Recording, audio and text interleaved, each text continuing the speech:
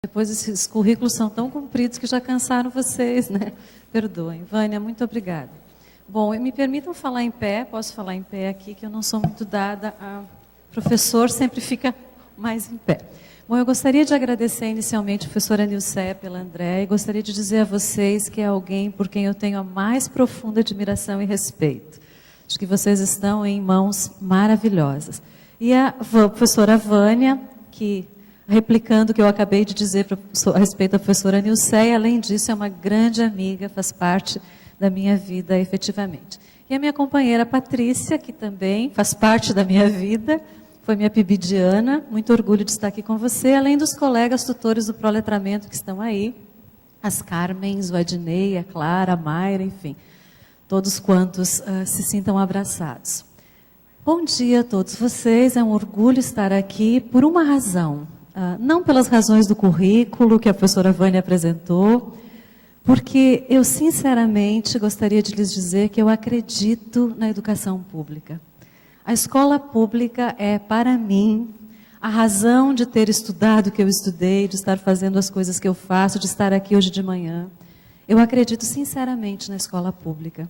E acho que nós temos um papel fundamental nesse Estado, agora por meio do PENAEC, que é incidir, ressignificar as representações de mundo dos nossos alunos das nossas escolas públicas. De modo que eles saiam das relações conosco, professores, em alguma medida modificados, diferentes, mais felizes, mais humanos, mais capazes, mais conhecedores do mundo, mais críticos, mas principalmente mais humanos. Porque quando a gente lida com a linguagem, esse é o meu objeto de estudo e de trabalho, nós lidamos com o que nós chamamos da quintessência da humanidade do homem. O que de mais importante, seguramente, tem nas propriedades do ser humano. Nós temos a linguagem. E a linguagem nos permite encontrar os outros e nos permite encontrar, conhecer, ressignificar o mundo. Então é sobre isso que eu gostaria de falar. A professora Nilcéia e a professora Vânia me convidaram para falar sobre os gêneros do discurso na alfabetização. E como eu imagino que nós tenhamos aqui um público bastante eclético, não é? Colegas de várias áreas da pedagogia, mas com especializações em diferentes áreas, alguns da linguagem, outros talvez não. Então me permitam fazer uma fala um pouco mais aberta, um pouco mais epistemológica. Vou tentar me equilibrar entre o aprofundamento teórico e a dimensão praxeológica, o nosso dia a dia, ok? E eu gostaria de começar, Patrícia, vamos lá, estou eu lá na tela, mas tudo bem, não tem problema. Eu gostaria de começar conversando com vocês sobre a linguagem. Nós temos a língua e temos a linguagem. A língua, na verdade, seria para nós aquele idioma, não é? O português, o inglês, etc. A linguagem ou as linguagens abrange a língua e as outras tantas semioses ou os outros santos signos. A linguagem das artes, a linguagem da matemática, a linguagem da educação física, as linguagens de modos diferenciados. É sobre as linguagens que eu gostaria de falar. Evidentemente, no âmbito das linguagens, a língua materna nossa, que é a língua portuguesa, e que como alfabetizadores ou educadores dos anos iniciais, nos compete ensinar para que os nossos alunos aprendam. Pensando vigotskianamente de que nós ensinamos de fato quando há de fato aprendizagem. Então, a fala se chama Os Gêneros do Discurso, eu gostaria que a Patrícia já passasse. E o meu convite a nós todos é esse primeiramente um olhar sobre a linguagem. E aí, de que linguagem ou de que língua nós falamos? Entendamos língua no âmbito das linguagens, o conjunto das linguagens e a língua materna como uma delas, junto com a linguagem da dança, da música, da matemática, etc.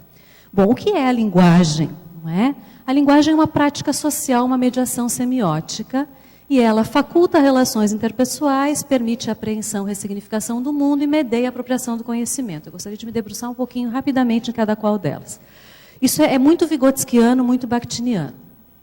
E eu vou pedir para a Patrícia passar. Aí. Nas nossas relações com os outros, está essa imagem aí de homens de gravata, mas entendamos qualquer imagem, eu coloquei essa imagem por conta do balão que está ali. As nossas relações com o outro, nós temos tomado como o encontro com o outro. quando nós nos encontramos com o outro, nós nos levamos quem nós somos naquele momento, naquela singularidade para o encontro com o outro. E o outro, da mesma forma, vem nos encontrar pela sua singularidade, pela sua historicidade, pelo que ele sabe naquele momento, pelos valores que ele atribui ao mundo e aos outros naquele momento. Esse encontro, colegas, só é possível por meio das diferentes linguagens. É preciso que eu me coloque para o outro se coloque para mim, por meio de algum tipo de signo. Verbal, a palavra, a escrita, a imagem, o som, de algum modo de linguagem.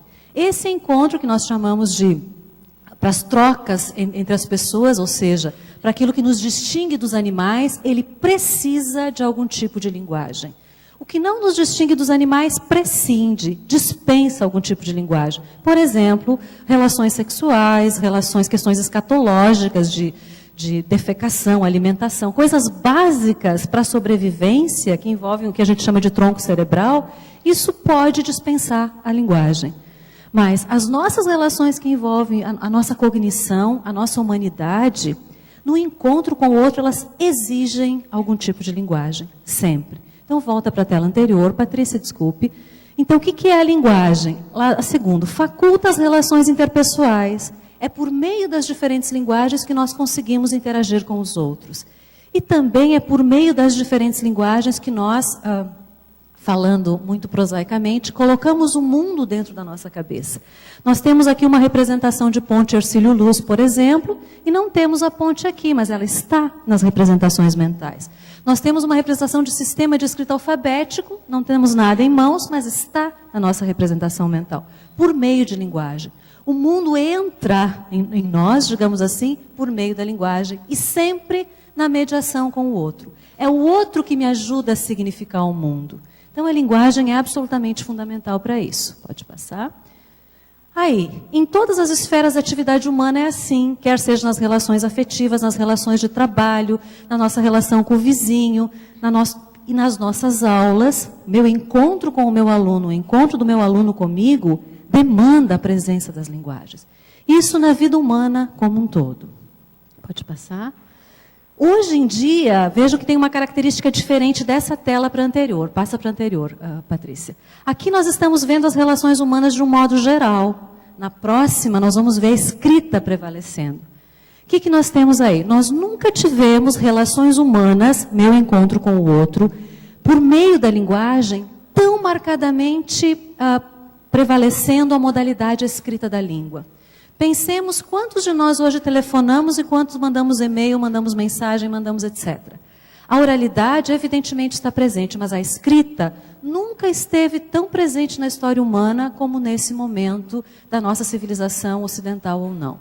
A escrita está em todos os lugares, mediando encontros meus com o outro de todos os modos. Nós estamos aqui por causa da oralidade, mas eminentemente por uma propriedade que nos distingue como educadores.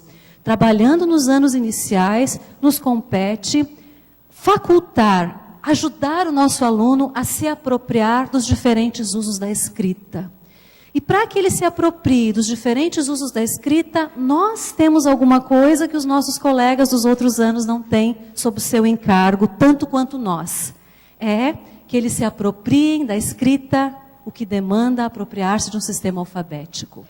Dominar o sistema alfabético, não pelo sistema alfabético em si mesmo, mas dominar o sistema alfabético porque ele é a condição sine qua non para que eu use a escrita alfabética no meu encontro com o outro. Isso é nosso dos anos iniciais.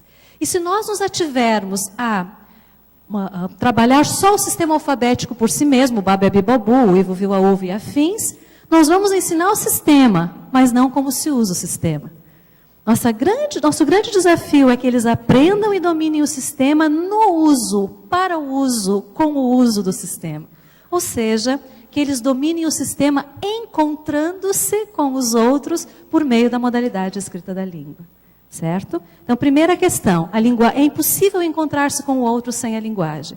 Segunda, todas as esferas da atividade humana exigem que nos encontremos com o outro por meio da linguagem. Trabalho, lazer, igreja, etc.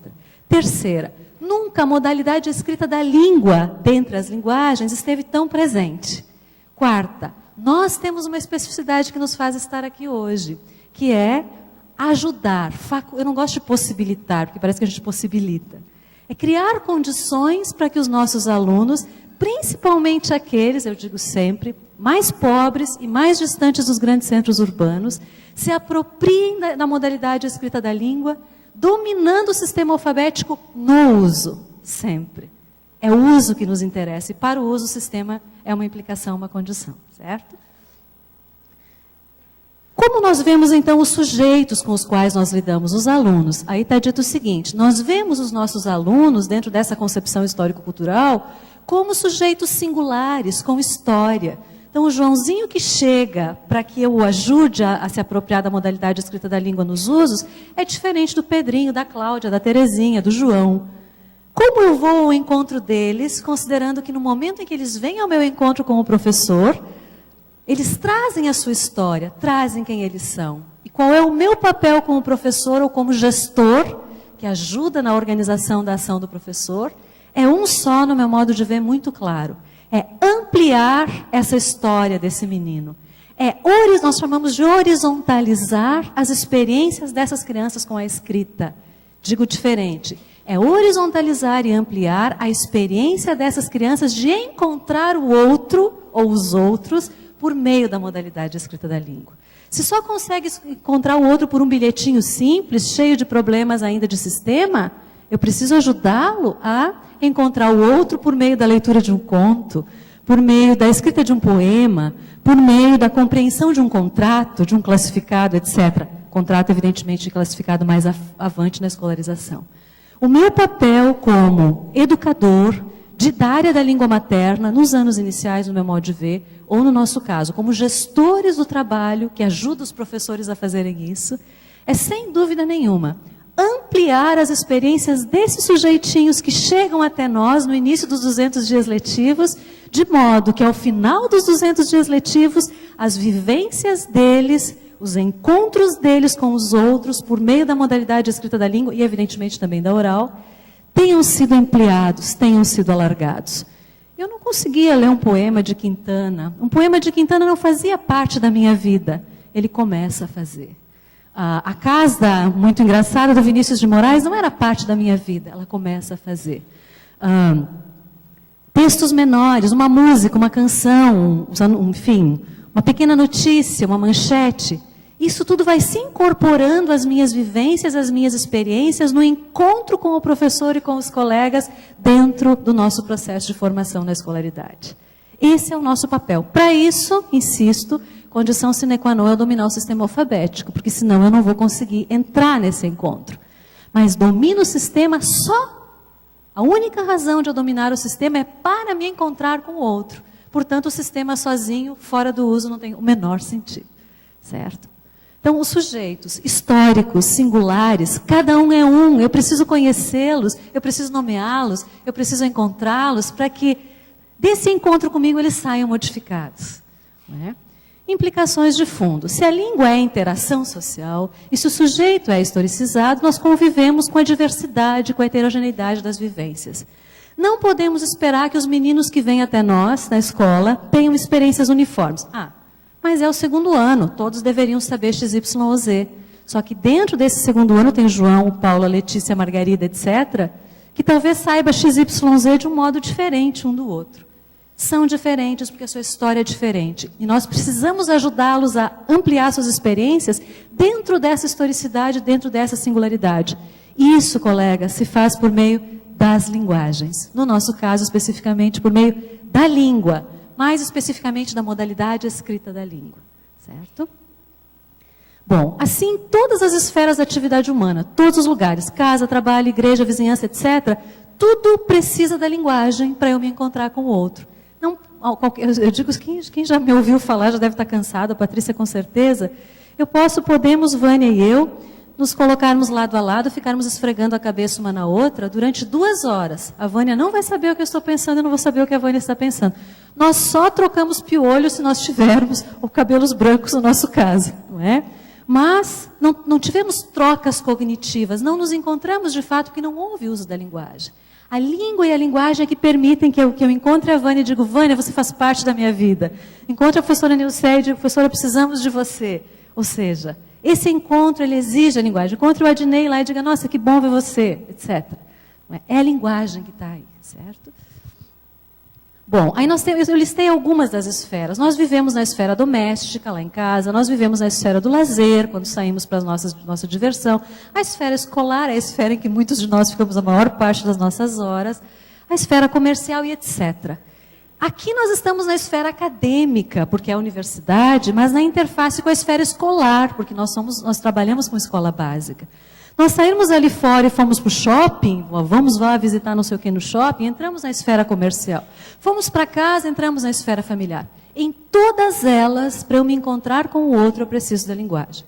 E cada uma dessas esferas, entremos nos gêneros do discurso, cada uma dessas esferas tem usos relativamente estáveis da linguagem. Por exemplo, isso aqui, digamos que seja uma palestra, uma conferência, uma não sei o quê. Qualquer um que entrar nessa porta ali, por essa configuração toda, vai ver que isso aqui não é uma aula. Vai ver que isso aqui não é um show de não sei o quê, que às vezes acontece aqui. Vai ver que isso aqui não é uma missa ou um culto. Vai identificar que isso é uma palestra, é um curso, é uma conferência, é alguma coisa, pelas características que consegue perceber aqui de uso da língua. Olha, tem uma teoria ali, tem uma pessoa falando aqui, tem alguns anotando ali, tem crachás. É um conjunto de fatores que me informam, relativamente estáveis. Não é? Por que relativamente estáveis? Porque, de repente, o conferencista aqui pode ser 2 ou 3, podemos ter, em vez disso, uma música ali, ou seja, há traços relativamente estáveis que me permitem identificar que isso não é uma aula, não é um show, não é uma missa, isso é uma conferência, isso é uma palestra, isso é alguma coisa. Ou seja, cada uma dessas esferas tem usos da língua que são relativamente estabilizados e que nós reconhecemos sem problemas. Quando nós chegamos em casa, por exemplo, e as pessoas estão na sala de estar conversando, nós percebemos que aquilo é uma conversa familiar, por exemplo. Quando as pessoas vão para a cozinha e vão jantar, aquilo já mudou, já tem outros contornos, não é mais aquele tipo de conversa, é outra coisa. Quando estão todos lá na frente da televisão vendo o Jornal Nacional, tem outros contornos. Na escola, a mesma coisa. Tem algumas coisas que são aulas, não é? Tem outra que é reunião de pais, tem outra que é conselho de classe, tem outra que é, enfim... um conjunto de usos da língua com determinadas características. Esses são os gêneros do discurso, falando de um modo bem amplo. Por que isso é importante, colegas? Nós precisamos nos familiarizar com esses usos da língua relativamente estáveis, senão nós não sabemos como nos comportarmos. Por exemplo, quando alguém nos chama para alguma coisa que nós não sabemos direito o que é, nós ficamos sem saber como vamos nos comportar, como vamos falar, o que é possível dizer, o que não é possível dizer. Muitos de nós, por exemplo... quando vamos para uma esfera da atividade humana que não é a nossa, nós temos no nosso grupo meninas estudando a esfera jurídica. Eu tenho uma menina do meu grupo que está nas audiências. Aí ela está tentando dizer como é que é uma audiência, não é, de conciliação, lá da vara de família. E ela chega e me diz, ai Mari, meu Deus do céu, aprendi, não tinha a menor ideia de que as coisas tinham que ser assim. Por quê? Porque nós não estamos inseridos, aquilo não é familiar a nós. Então, qual é o nosso papel pensando nisso? É tentar levar para dentro da nossa sala de aula, nos anos iniciais do nosso caso, experiências com os gêneros do discurso que sejam familiares aos alunos, por exemplo, todos eles sabem lidar com bilhete, é uma coisa relativamente familiar, mas experiências que também não sejam tão familiares. Por exemplo, um poema de Quintana. Talvez alguns nunca tenham lido um poema, nunca tenham lido um soneto, nunca tenham visto uma canção, nunca tenham visto uma manchete de jornal.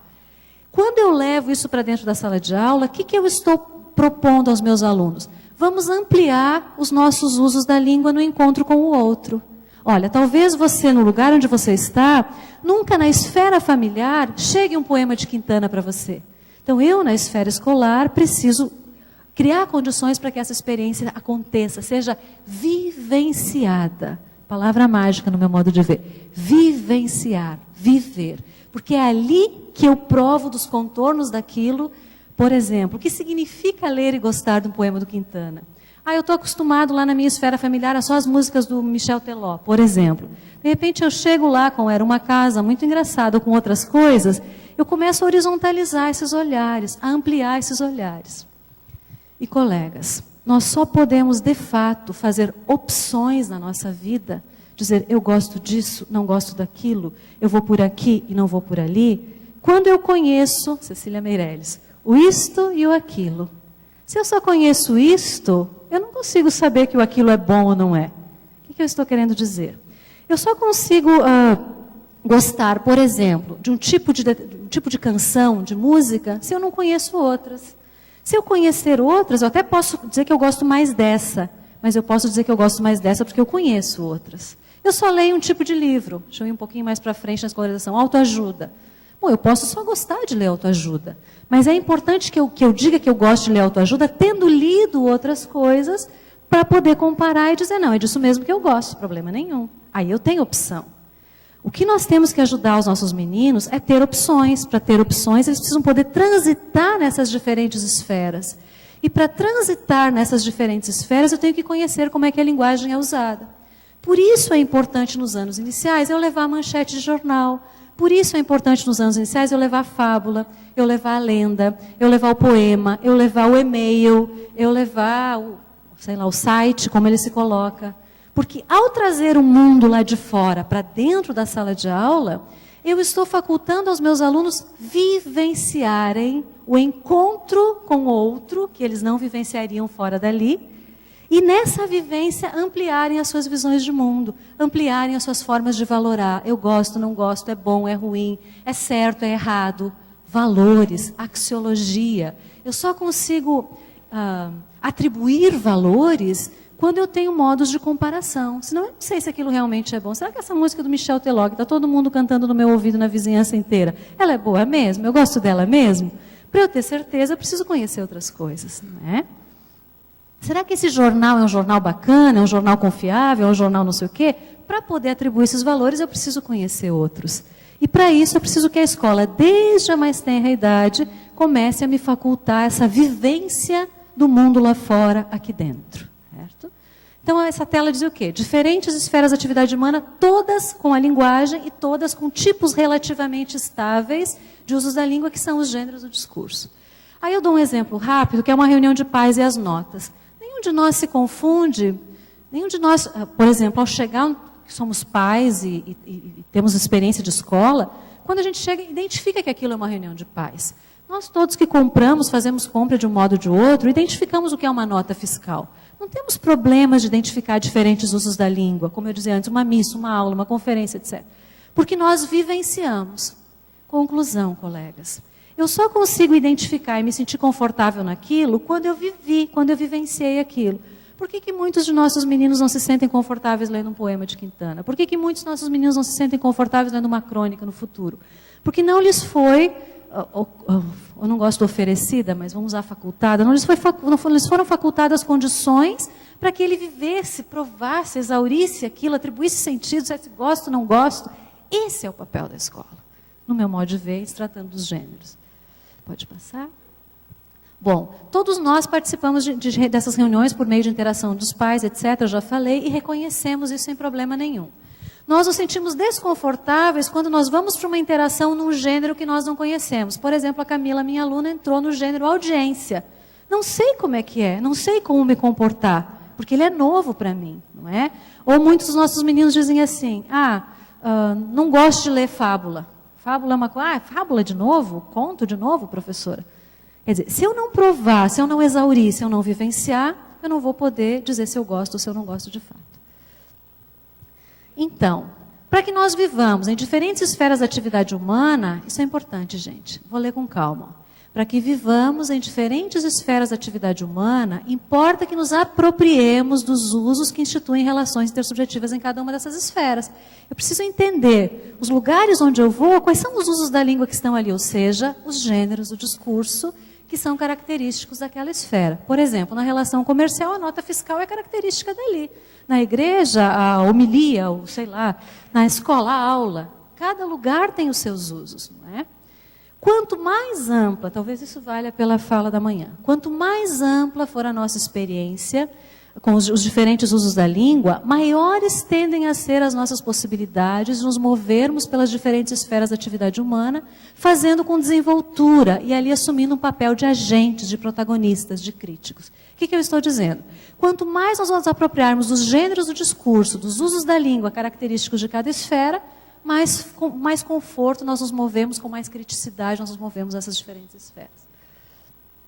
Por que essa discussão é importante para a alfabetização, não é? Esses diferentes usos da língua, que se mostram relativamente estáveis, que instituem essas relações interpessoais, são os gêneros do discurso, não é? Os gêneros, lá embaixo, correspondem aos usos da língua historicamente construídos nessas mesmas vivências sociais. A nota fiscal só é uma nota fiscal porque ela foi historicamente construída. A aula foi historicamente construída desse jeito. Uma conferência foi historicamente construída desse jeito. Ela não é sempre daquele jeito, ela é relativamente estável. Qual é o nosso grande desafio hoje? Tornar as nossas aulas mais compatíveis com o tempo histórico dos nossos meninos. Muito bem. Objetivo do ensino e aprendizagem de língua na escola, reiterando, horizontalizar práticas de uso da língua. A ação em sala de aula tem que ter o foco nos gêneros do discurso. Sem se tratando de língua materna, de ensino da linguagem, meu papel é esse? Colegas, dentro da sala de aula, permitir aos alunos que vivenciem experiências para depois se moverem com mais criticidade e autonomia lá fora, eu tenho que trazer o que está lá fora aqui para dentro, não é? Então, quando eu trago um conto para dentro da sala de aula, quando eu trago uma fábula para dentro da sala de aula, quando eu trago uma manchete de jornal para dentro da sala de aula, o bilhete, o e-mail, na verdade, eu torno artificial aquilo, porque uma nota fiscal não existe na esfera escolar, dentro da aula. Uma nota fiscal existe lá na loja, certo? Por que eu trago a nota fiscal de lá para cá? Para discutir com os meus meninos como é que é isso, como é que a gente se comporta diante disso. Quando eu trago a receita, nós fazemos muito isso nos anos iniciais, as receitas, não é porque a sala de aula é uma cozinha gastronômica, é porque nós queremos mostrar para os nossos meninos que existe uma forma de eu interagir com o outro por meio da receita. Olha, eu passo uma receita para a professora Nilceia, a professora Nilceia diz, olha, fiz aquilo, não sei o que, Ana Maria Braga. Passa a receita lá, nós estamos interagindo com a Ana Maria Braga por meio da tal da receita. Quando nós levamos, e me permitam, vocês vejam que eu estou dando exemplos de dois tipos, do dia a dia, coisa prática, receita, nota, bilhete, e de um outro lugar, que é o conto, a fábula, o poema, a canção. Por quê? Nós temos coisas que são funcionais no nosso dia a dia, para nós nos movermos nas relações básicas com o outro. Por exemplo, nós chegamos aqui, temos que assinar uma lista de chamada. Isso é um gênero o quê? Da nossa esfera escolar, esfera acadêmica. Ninguém chega ali para a Patrícia e pergunta, nossa, mas que coisa diferente que é isso? O que é isso aqui? Por que eu tenho que botar assinatura? A gente se acotovela lá para assinar logo e ir embora, não é? Porque nós já sabemos disso, nós estamos confortáveis com isso porque nós conhecemos. Agora, quando um dos nossos meninos, ao longo do processo de escolarização, vai se afastando, por exemplo, desses usos aqui, do conto, da fábula, da lenda, do poema, quando ele vai se afastando disso, ou das canções que a história humana tornou entre aspas, nobres, é porque seguramente não pôde vivenciá-las e exauri-las. Então nós temos que levar gêneros lá de fora para dentro, coisas do cotidiano, e coisas da essencialidade humana, que toca a alma humana, não é? Quando você lê, por exemplo, os belos contos de fada, ou quando nós lemos as fábulas, ou mesmo ressignificadas. Por exemplo, vamos pensar no maniqueísmo que há nos contos de fada, na luta do bem contra o mal, né? A luta da Cinderela com as madrastas, não sei o que, é a luta do Félix lá com não sei quem da novela das 8. É o maniqueísmo, é o bem contra o mal.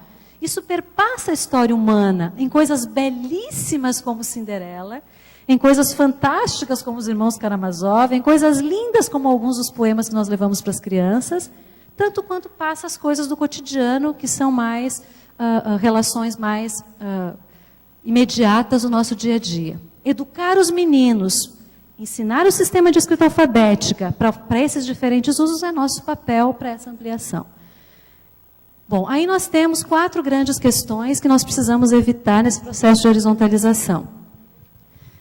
Nesse processo de horizontalizar, nós podemos lidar com essas 4 questões que estão aí, uma está um pouco apagadinha lá sobre aquela primeira imagem, que é a acomodação, a exclusão, o multiculturalismo ou o pluralismo.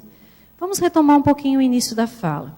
Quando nós nos encontramos com os nossos alunos, ou nós gestores, criando condições e favorecendo a ação dos nossos professores, porque aos professores cabe esse horizontalizar as vivências. E para isso, insisto, tem que trazer o mundo lá de fora aqui para dentro. Nesse processo, nós podemos adotar 4 comportamentos. Os 3 primeiros são altamente negativos, no meu modo de ver, e o último é o que a gente espera.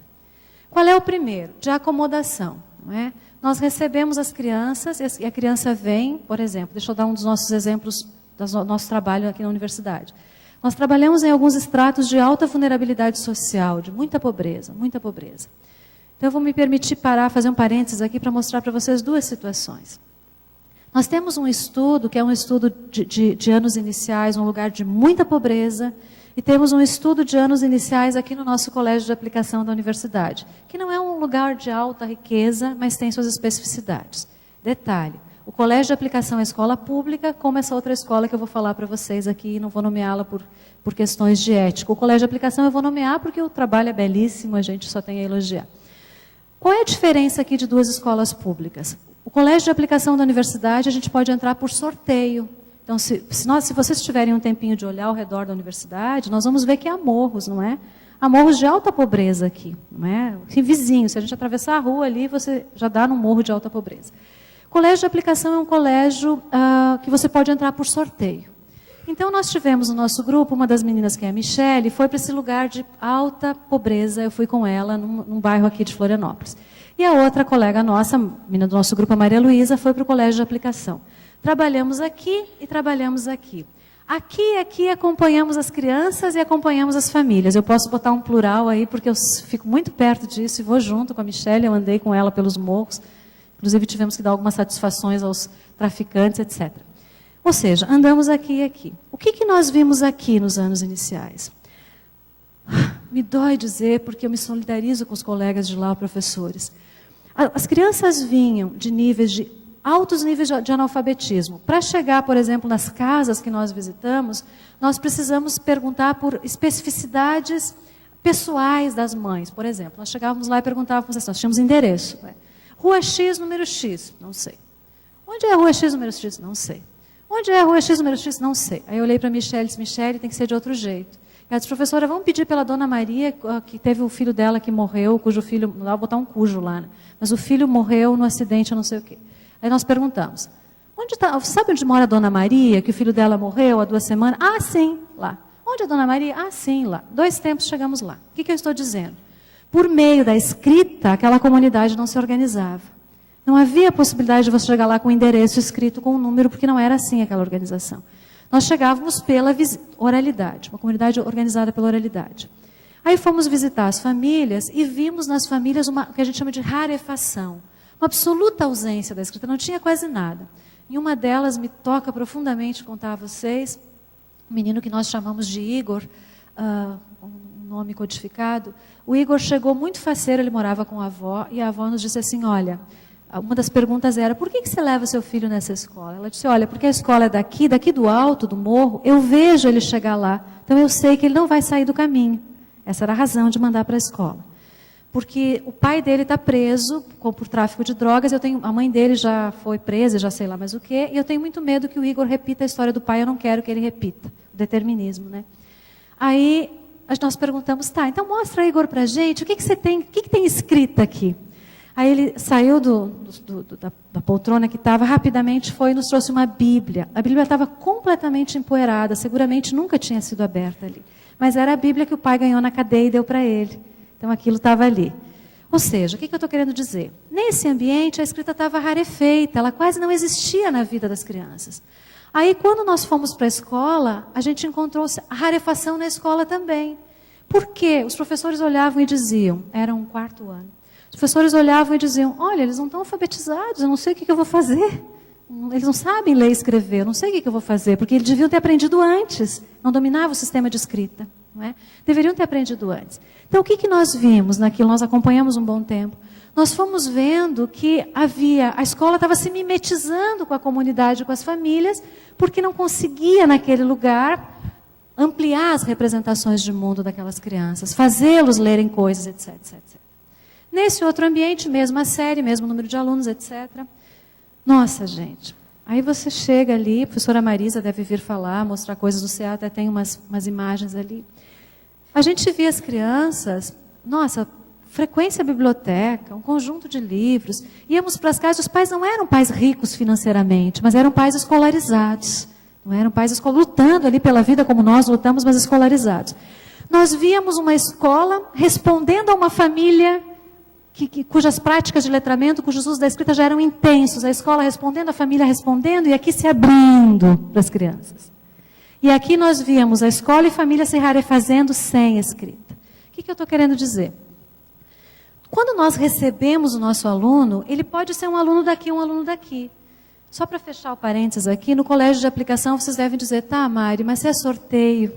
Aí uma das coisas que a gente observou, professora Nilceia, é que para você se submeter a um sorteio, com as contingências que o sorteio tem, você tem que ter uma alta valoração daquela escola. Você não pode pensar, eu vou mandar meu filho naquela escola ali porque é só atravessar a rua. Não é isso que te leva a se submeter a um sorteio, a tentar um sorteio. Você submete a um sorteio e tenta um sorteio quando você diz, nossa, a escola é boa, eu quero que o meu filho seja não sei o que, etc. Ou seja, converge muito com as classes altamente escolarizadas. Isso é problema do CA? Não, o CA está aberto. Talvez nós devamos fazer algum outro tipo de não sei. Mas é uma convergência, porque uma escola de grande qualidade, eu acho, tenho maior admiração pelo trabalho do CA nos anos iniciais onde eu conheço, uma escola de alta qualidade que atrai famílias de alta escolaridade. Não de alto poder financeiro, em alguns casos sim, mas nem sempre. A gente que estuda pra caramba e faz pós, mais pós, mais pós, mais pós, está sempre correndo atrás do extrato bancário, sabe que escolaridade não é sinônimo de... Normalmente é próximo, mas não é assim. Ou seja, aqui converge de um modo fantástico para abrir, para horizontalizar. E aqui converge de um modo fantástico para encapsular, para insularizar ali. Fechando isso.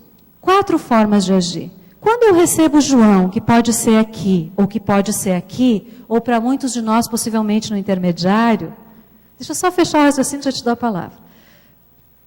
Não. Não? Ah, tá. Pode ser aqui, pode ser aqui, pode ser um intermediário, ou seja, não tão escolarizado, nem tão pouco escolarizado. Normalmente a nossa vida ela anda mais ou menos aqui pelo meio. Nós temos crianças para as quais o nosso trabalho representa uma proposta de se acomodar. Olha, querido, ou você é um menino de 2º ano, ou você se acomoda no que eu tenho para te ensinar, ou exclusão, ou cai fora.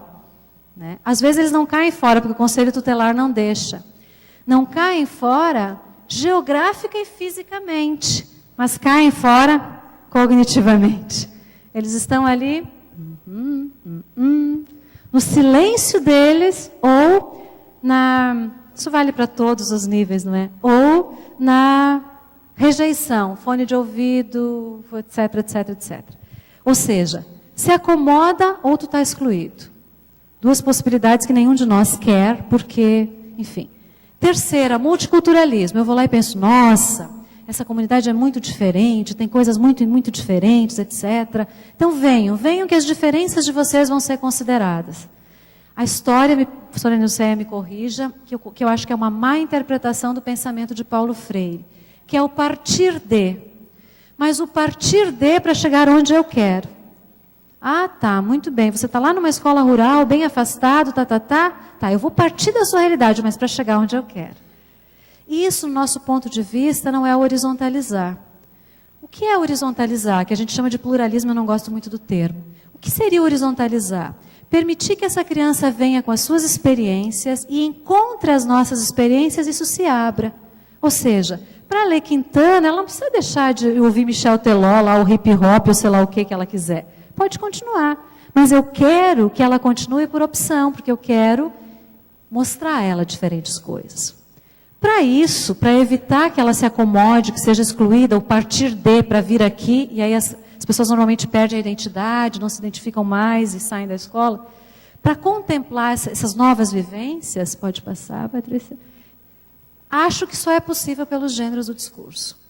Isso significa o quê? Que nos anos iniciais, nós não fazemos livrinhos. Vamos fazer um livrinho. Nós temos livro de poema, livro de conto, livro de fábula, é livro de alguma coisa, porque é os gêneros que estão ali. Síntese, colegas. Ninguém usa a língua, lembram lá da tela inicial, no encontro com o outro, fora de um gênero.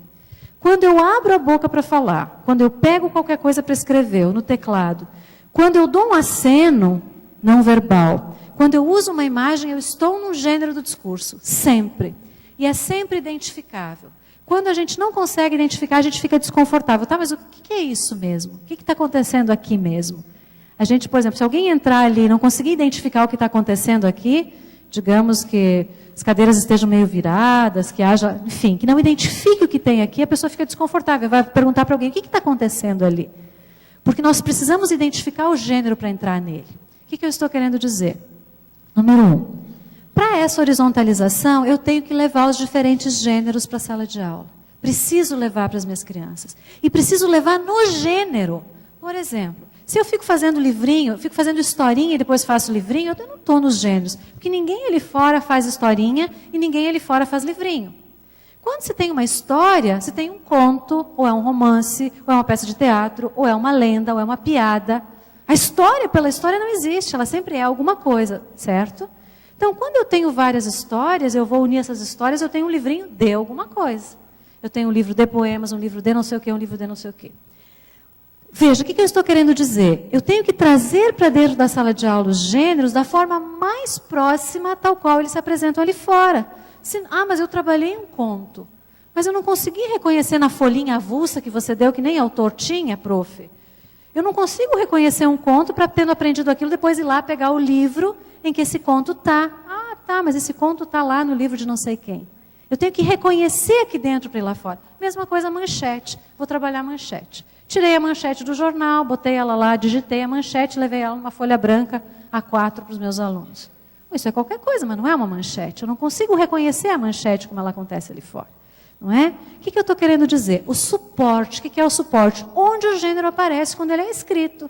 Um poema, ele sempre tem alguma coisa. Quando a professora Vânia mostrou o livro ali para vocês, é um livro de quê? De artigos acadêmicos. É um livro de alguma coisa. Então, sempre tem um suporte. No jornal, ele é suporte para uma série de coisas. Para o classificado, para a reportagem, para a notícia, etc. O que eu estou querendo dizer, colegas? Se nós, de fato, queremos, volto ao início da fala. Número 1, nosso encontro com o outro exige algum tipo de linguagem, certo? Número 2, a linguagem que nos interessa aqui é a língua, porque nós estamos falando de ensino-aprendizagem de língua materna. Número 3, dentro da língua, o que interessa? A modalidade, a escrita, porque nós somos alfabetizadores. Número 4, o que nós temos que fazer como alfabetizadores? Ensinar o sistema alfabético, jamais sozinho, sempre no uso. Por quê? Porque eu só aprendo o sistema alfabético para me encontrar com o outro por meio da modalidade escrita. Estão me acompanhando? Bom, tenho que fazer isso no uso. Que uso é esse nas diferentes esferas da atividade humana? Os usos que nós temos em casa, na escola, no comércio, no lazer, etc. Que usos são esses? Os gêneros que acontecem nesses diferentes modos. Você entrar no shopping, você tem um conjunto de gêneros que você identifica. Propaganda, outdoor, panfleto de promoção, nota fiscal, etiqueta, etc. Você vai para casa, tem vários gêneros. Conversa informal, tem, sei lá, hora do não sei o quê. Vai para a escola, nem se fala. Aula, reunião de pais, diário de chamada, etc. Então, se eu quero horizontalizar as experiências, eu tenho que ensinar o sistema alfabético no uso. E para isso eu tenho que trazer o uso aqui para dentro. E o uso, colegas, não é o uso interno da escola, é o uso que está ali fora. Ah, Mari, mas eu não vou conseguir dar um jornal para cada aluno. Claro que não. Então, o que nós fazemos? Fazemos a cópia, xerografa, não dá, na escola não tem dinheiro. Faz uma cópia para 3. Xerografa a manchetezinha e faz o jornal circular. Gente, ó, estou dando isso aqui para vocês, tá assim, mas é assim que ele aparece. Ó, a prof vai passar o jornal aqui, né? Poema de Quintana, tenho que xerografar, tenho que digitar para os meus meninos? Tudo bem, digita, imprime lá. Mas a Audades, ó meninos, isso aqui ele não existe assim, ele está assim ó, no livro, a prof vai passar para vocês verem. Esse livro tem na biblioteca, tem outros livros do Quintana na biblioteca. O que eu estou criando? Pontes entre o que acontece aqui dentro e o que acontece lá fora. Isso, colegas, vai permitir essa horizontalização. Não é uma horizontalização para dizer, olha só, você só está ouvindo Michel Teló, que coisa horrorosa, essa aqui é uma porcaria, e não sei mais o quê. Ao invés de fazer isso, e eu posso não achar uma porcaria, eu posso até gostar, eu tenho que ter o direito de gostar de Michel Teló, eu tenho que ter o direito de gostar de autoajuda, eu tenho que ter o direito de gostar do que eu quero gostar. Mas para isso eu tenho que ter o direito de optar. Então eu tenho que conhecer outras canções, eu tenho que conhecer outras coisas. Nesse horizonte eu vou me encontrar. Então não é partir do que eu gosto, para que eu esqueça o que eu gosto e passe a gostar do que o professor ou a cultura dominante gosta. Não. É tentar conhecer essa cultura dominante toda, no jornalismo, na literatura, na propaganda, nas diferentes esferas da atividade humana, nos seus gêneros, para que eu possa desenvolvendo uma criticidade, comparando, atribuindo valores, me posicionando. É para isso, colegas, no meu modo de ver, que a escola existe, que as secretarias municipais de educação existem, que as geredes existem, que os diferentes núcleos institucionais que gerem a educação existem, para que isso, colegas, aconteça lá dentro. Me perdoem, eu sou muito passional, porque eu acho que nós não temos, Bakhtin, álibi para existir, ou seja, somos professores, esse ou seja vai por minha conta, tá? Porque tem um mundo aqui. Nós somos professores, tudo bem, nós temos todas as nossas insatisfações. Eu tenho mais de 30 anos de magistério e dizer para a Adnei agora, que se tivesse que começar, eu começava e faria tudo de novo. Porque enquanto o nosso olho parar de brilhar, bom, aí está Rubem Alves, você se aposentou e não sabe disso. Então, nós estamos no PENAIC, é porque esse é um espaço para que o meu olho brilhe de algum modo. Porque eu vou dizer uma coisa para vocês, nós, com os nossos certificados e esse espaço aqui, já entrei na homilia, já volto para a academia. Esse espaço é o espaço de formatura. Então, a gente sempre vê, a Patrícia me ajuda aqui, a Dani, que deve estar por aí, quando os alunos passam por aqui, eles andam dali até aqui, e pegam o diploma aqui, quem já viu formatura na UFSC, levam esse diploma e fazem um catatal de coisas com esse diploma. Nós já fizemos isso. Não é? Os meninos que estão conosco, para que eles façam isso e possam fazer da sua vida as coisas que quiserem, importa que a nossa ação horizontalize. Porque se a nossa ação, tal qual o estudo que eu falava aqui da Michelle, desse lugar pobre, se mimetizar com o que está acontecendo ali, ele encapsula as pessoas ali. Ele ajuda para que as pessoas não consigam se mover por outros lugares que não lhes são familiares. Enfim, 200 dias letivos nós temos com os nossos meninos. E nós, gestores, gerimos os 200 dias letivos. É inconcebível, no meu modo de ver, inconcebível que um menino que me encontra no primeiro dia seja o mesmo menino que me encontra no 200º dia. Impossível. Se isso aconteceu, é porque nada aconteceu. O que tem de acontecer aí? Não é ele, parto dele, vem cá e assume o que eu tenho que fazer. No nosso caso é, por meio dos gêneros do discurso, na maior proximidade aqui e lá fora, que eles saiam daqui e digam, nossa, olha aqui, olha ali tem uma livraria, não é? Olha ali na livraria o livro do Quintana, a prof me mostrou não sei o que, não sei o que, não sei o que. Olha esse jornal aqui, nós vimos a reportagem outro dia de não sei o que, nossa, é um jornal sangrento, né? A gente discutiu lá na aula que é um jornal que gosta de sangue, não é? Eu estou desenvolvendo criticidade dos meus meninos. Não é assim que a gente vai falar com os mais pequenos, vocês modalizem aí filtrem o que eu estou dizendo. Mas o que eu estou tentando dizer? Nós temos esse papel é de horizontalizar, porque ninguém nesse mundo, ninguém nessa universidade, ninguém nesse país encontra o outro senão por meio da linguagem. No Brasil, senão por meio da língua portuguesa. Hoje, por meio da escrita. E eu não posso encontrar ninguém por meio da escrita se eu não dominar o sistema alfabético. E a palavra dominar não é gratuita. Não é eu ainda usar o sistema babebibabu e papapipapu. Se eu não conseguir ligar esse babebibabu com o bar do Ede, que está na frente da minha casa, esse bar não me interessa para porcaria nenhuma. E o sistema alfabético ele existe para isso, para que eu me encontre o mundo. E nós nunca, colegas, pudemos, em tempo algum, e eu tenho quase 50 anos, posso dizer isso, nunca encontramos o outro tanto pela escrita como agora. Basta vocês com seus dispositivos eletrônicos aí, clicando o tempo todo. O mundo se dá a conhecer num clique do Google, se dá a conhecer para nós. Mas para isso eu tenho que dominar a escrita. Eu queria fechar, então, com uma... Depois eu posso dar para a Vânia essa discussão aqui, não é? O papel das... Enfim, aí está tudo o que eu disse. Pode ir mais para o fim. Só volta um pouquinho, Patrícia.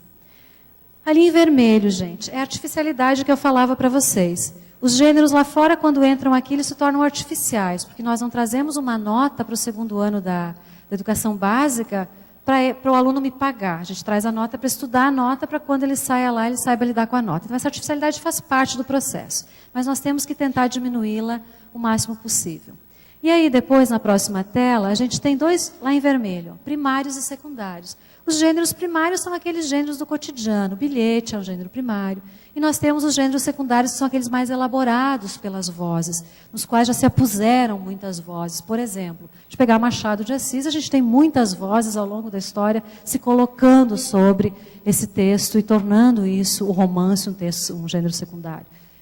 Enfim, nós convivemos com isso o tempo todo.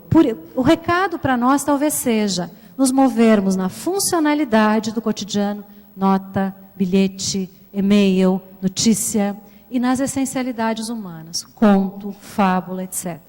Uma última observação sobre essas essencialidades humanas: crianças figurativizam o real. O que é isso? Por que os nossos alunos ou os nossos filhos, eu não pude ter filhos, mas quem pôde ou tem sobrinho sabe disso, às vezes as crianças pedem para a gente contar 300 vezes a mesma história, não é assim? E aí, se você conta um pouquinho diferente, às vezes eles identificam a diferença, não é? O que é isso? É um processo de identificação, um processo catártico. Por que as histórias, os contos de fada, as lendas, as fábulas são tão importantes nos anos iniciais? Porque elas figurativizam o real. O que é isso? Eu vejo as relações humanas ali de uma forma lúdica. Por exemplo, o maniqueísmo, o bem e o mal, a luta do bem e o mal.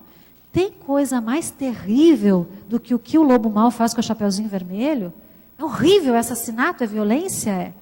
Mas isso está num negocinho relativamente bom de lidar, as crianças não é. O que eu estou querendo dizer?